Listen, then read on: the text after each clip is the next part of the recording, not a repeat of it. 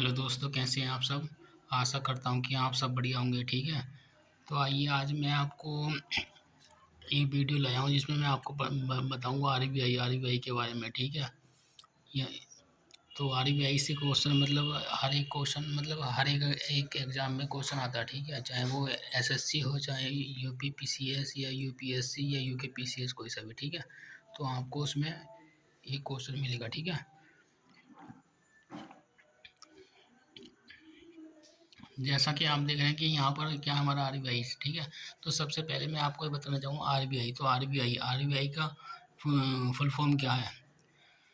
Reserve bank of India, किसे reserve bank of India बोलते हैं इसको। ठीक है, आरबीआई को क्या बोलते हैं, रिजर्व बैंक ऑफ इंडिया। ठीक है, स्थापना की बात करते हैं तो आरबीआई की स्थापना जो होती है हमारी एक अप्रैल 1935 को होती है किस अधिनियम के थ्रू होती है। आरबीआई अधिनियम 1934 के द्वारा आरबीआई की स्थापना 1 अप्रैल 1935 को होती है। ठीक है, तो आपसे क्वेश्चन अगर पूछ लिया जाए कि मतलब आरबीआई की स्थापना किस अधिनियम के थ्रू हुई है। ठीक है, तो आपको आंसर लगाना होगा अधिनियम के आरबीआई अधिनियम 1934। ठीक है, तो यहाँ आपको ध्यान रखना चाहिए स्थापना भी।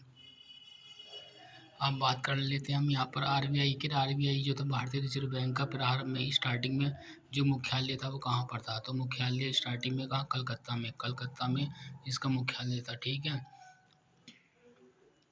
1935 में जो इसका मुख्यालय था हमारा, ये जैसा कि आप मैप देख रहे हैं, 1935 में इसका मुख्यालय कलकत्ता में था इसका, यानी कि हेड क्वार्टर इसका। ठीक है, कहाँ था हमारा, कलकत्ता में था। ठीक है, फिर 1937 में इसका जो हेड क्वार्टर मतलब मुख्यालय कलकत्ता से कहाँ ट्रांसफ़र कर दिया गया, मुंबई में कर दिया गया है। ठीक है, तो आपसे ऑप्शन में यही पूछ सकता है कि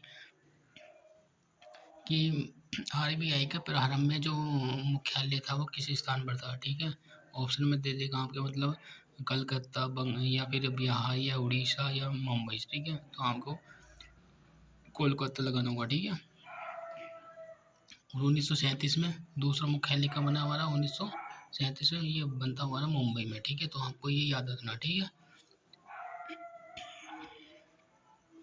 अब दोस्तों बात कर लेते हैं यहाँ पर आरबीआई का जो राष्ट्रीयकरण की बात करते हैं तो आरबीआई का राष्ट्रीयकरण जो होता है 1949 में इसका राष्ट्रीयकरण हो जाता है। ठीक है, 1949 में ये भी अपने आप में इम्पोर्टेंट बन जाता है। ठीक है, और आरबीआई कैसा निकाय है, सही है। तो आरबीआई भारतीय रिजर्व बैंक जो है देश का केंद्रीय बैंक है। ठीक है, केंद्रीय बैंक है। पहले कैसे था, राष्ट्रीयकरण से पहले मतलब इसका जब राष्ट्रीयकरण से पहले आरबीआई जो था वो कैसा बैंक था, सही है।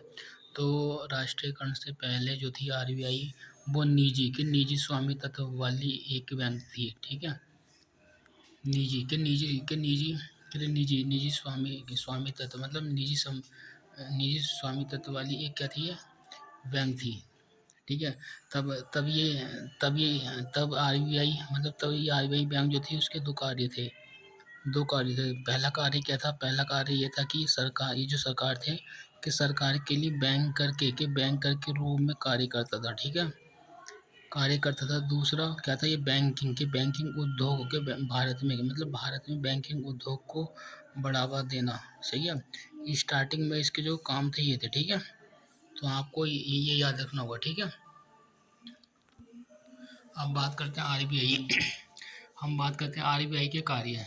ठीक है, तो दोस्तों जैसा कि आप देख रहे हैं आरबीआई के कार्य जो होते हैं हमारे काफ़ी सारे होते हैं, फिर भी हम यहाँ पर कुछ इंपॉर्टेंट कार्यों के बारे में बताएंगे। ठीक है, तो आरबीआई के कार्यों की अगर बात कर रहे हैं तो आरबीआई के निम्न कार्य हैं। ठीक है, सबसे पहले आता है आरबीआई का मौद्रिक प्राधिकरण मतलब मौद्रिक प्राधिकरण का कार्य करता है, यानी मॉनेटरी अथॉरिटी का कार्य करता है। ठीक है, दूसरा मुद्रा प्राधिकरण का, सही है। तो मुद्रा प्राधिकरण का मतलब क्या हुआ, करेंसी अथॉरिटीज मतलब मुद्रा प्राधिकरण का कार्य करता है। ठीक है, तीसरा विकासत्मक कार्य करता है, सही है। मतलब आरबीआई के जो कार्य हमारा विकासत्मक कार्य करना, मुद्रा प्राधिकरण का कार्य करना और मौद्रिक प्राधिकरण का कार्य करना और विदेशी विनिमय का प्रबंधन करना मतलब विदेशी विनिमय का प्रबंधन करना है। फिर सरकार और बैंकों के बीच बैंक कार्य करती है। ठीक है, ठीक है। अब बात करते हैं मौद्रिक के। मौद्रिक प्राधिकरण में क्या आता है, इसमें जैसे हमारी मॉनेटरी पॉलिसी मतलब मौद्रिक नीति बनाना, मौद्रिक नीति का निर्माण करना आदि कार्य आते हैं। ठीक है। और मुद्रा प्राधिकरण की अगर बात करते हैं तो मुद्रा प्राधिकरण में क्या आता है इसका, जैसे नए नोटों का कि नए नोटों को जारी करना, सही है। और गले सले जितने भी बेकार गले फले मतलब गले नोटों को वापस लेना, करेंसी छापना, ठीक है, करेंसी छापना और फटे पुराने नोटों को वापस करना, बैंक में लेना, ठीक है। विकासात्मक कार्य की अगर बात करते हैं, विकासात्मक कार्य ये मतलब आरबीआई जो है कि आरबीआई हमारा जो हमारी जो होती है ना आईएमएफ में भारत की ओर से प्रतिनिधित्व करता है। ठीक है। विनियमन विदेशी विनिमय का कार्य मतलब एफडीआई वगैरह वगैरह। और वर्ल्ड बैंक और आईएमएफ में क्या करता है ये, वर्ल्ड बैंक और आईएमएफ में भारत का प्रतिनिधित्व करता है। सरकार और बैंकों के बीच बैंकर का कार्य करता है, मतलब सरकार ये क्या कहता है, सरकार को ऋण देता है, मतलब आरबीआई सरकार को क्या मतलब कर्ज देता है, उधारी के कर्ज देता है। और बैंकों को नकदी प्रदान करता है। ठीक है, नकदी प्रदान करता है।